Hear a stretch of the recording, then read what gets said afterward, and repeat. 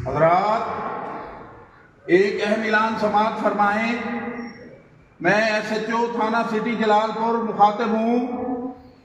बारे दीगर आपको हिदायत की जाती है कि ये शहर फौरी तौर पर खाली कर दे। दरियाए चिनाब का फिरानी बांध टूट गया है, उसमें शगाफ पड़ गया है, जिसकी वजह से पानी तेजी से आबादियों की तरफ बढ़ रहा है।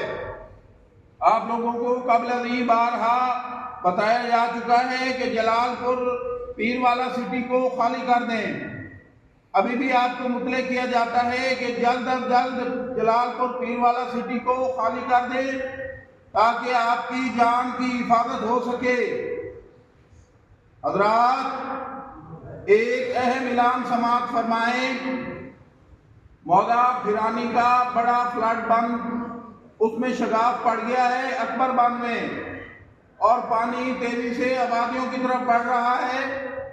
आपको बारे दीगर मुतले किया जाता है कि फौरी तौर पर महफूज मकामात पर या गवर्नमेंट ऑफ पंजाब की तरफ से बनाए गए रिलीफ कैंप में चले जाएं ताकि आपकी जान की हिफाजत हो सके।